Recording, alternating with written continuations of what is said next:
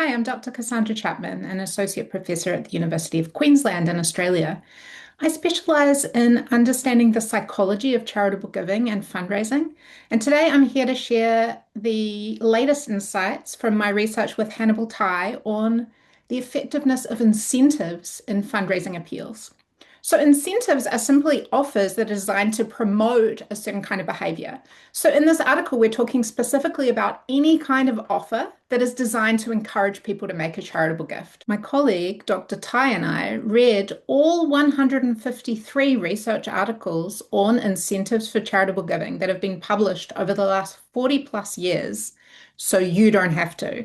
Instead, you can just read this one article or listen to this short video and get a great overview of what we know so far about which incentives are most likely to encourage people to make charitable gifts and which ones may not be effective or may even backfire. And in this video, I'll just very briefly talk you through the highlights. And for those that are really interested, I encourage you to read the full article. So first of all, in order to get our head around the different kinds of incentives that can be used in fundraising, we created a taxonomy of incentives. And this taxonomy has two dimensions. The first is a dimension that's been widely considered previously, and that is whether the incentive is material or social. So material incentives are gifts, products, or financial contributions that are offered when a gift is made. And then social incentives are offers that relate to the person's social standing. So they don't get a particular specific gift or amount of money, but instead they might get some sort of reputational benefit or other people might think well of them. So we can think of incentives on this dimension as being either material or social. And then we introduce a new dimension that hasn't been widely studied, and this is who benefits from the incentive. So we break these down so that incentives can be either self-benefiting or other benefiting.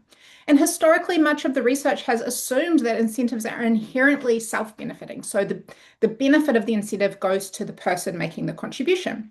This might be, you make a tax contribution and you get some money back in your pocket.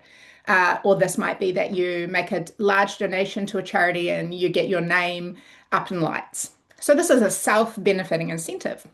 But there are times when the incentive benefits some other. So for example, if you think about a match offer where you're encouraged to make a donation and you're told for every dollar you donate, a certain amount extra will be donated on your behalf, this benefit does not go to you.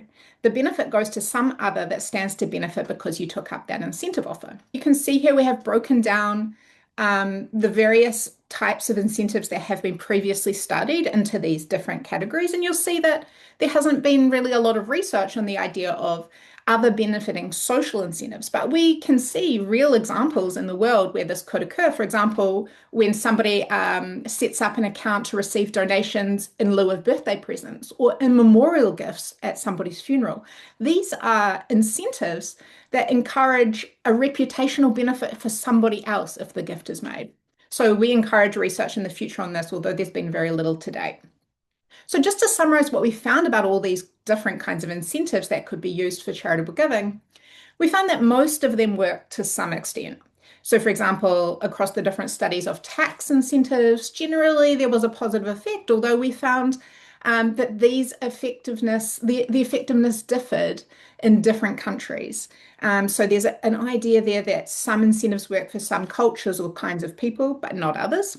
Also, in general, tax incentives are effective. They encourage people to make a donation, but they might not be efficient. That means that they don't necessarily generate as much extra donations as they cost the government.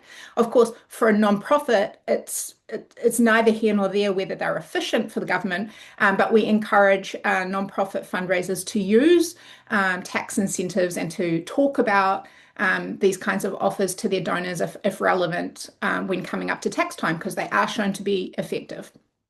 Then we looked at matching offers. So again, this is when, for example, a donor is told that if they make a contribution, that every dollar they donate will be matched with some other amount. This could be anything from an extra 10 cents up to $3 or $4 extra.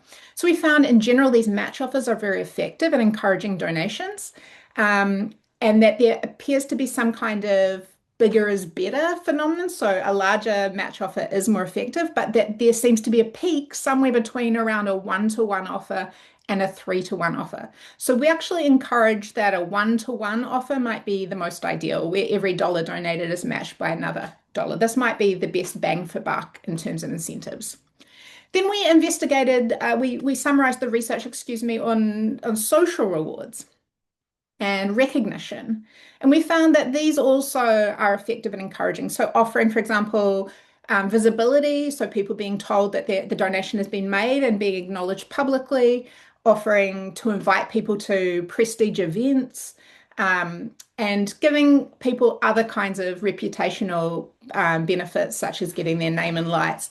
These do typically work, although they work differently for different kind of people. So the initial research suggests that men are more responsive to these kinds of offers, and also people that in general are more motivated by social approval. One thing we did find, and it might surprise many fundraisers, is that thank you gifts a kind of material incentive where somebody might be given either an unconditional gift. So let's say you send a pen with your direct mail pack and you ask for a donation, or conditional gifts that if you make a donation of such and such amount, you'll receive a coffee mug. For example, these typically were ineffective at increasing charitable giving and in many cases backfired, actually reducing the overall amount raised or the level of responsiveness to the campaign. So what we can conclude from the research summary is that we don't encourage fundraisers to use these kinds of thank you gifts in their fundraising appeals, that they actually might not be a good use of money and might actually have negative psychological effects. And finally, there were a lot of studies that directly compared the effectiveness of rebate offers, such as tax incentives, with match offers, where, for example, another donor matches the gift. And consistently, over and again, we found that match offers are more effective than rebate offers. So one thing we take away from this is that because rebate offers, the benefit goes to the self, and match offers, the benefit goes to the other, the beneficiaries, we suggest that other-oriented incentives may actually be more effective than self-oriented incentives, which is something new to think about for the sector. And we encourage a lot more research in this space, but we encourage you as nonprofit professionals to think about how you can make other benefiting incentives incorporated into your fundraising appeals. Thanks for listening. I hope this was helpful.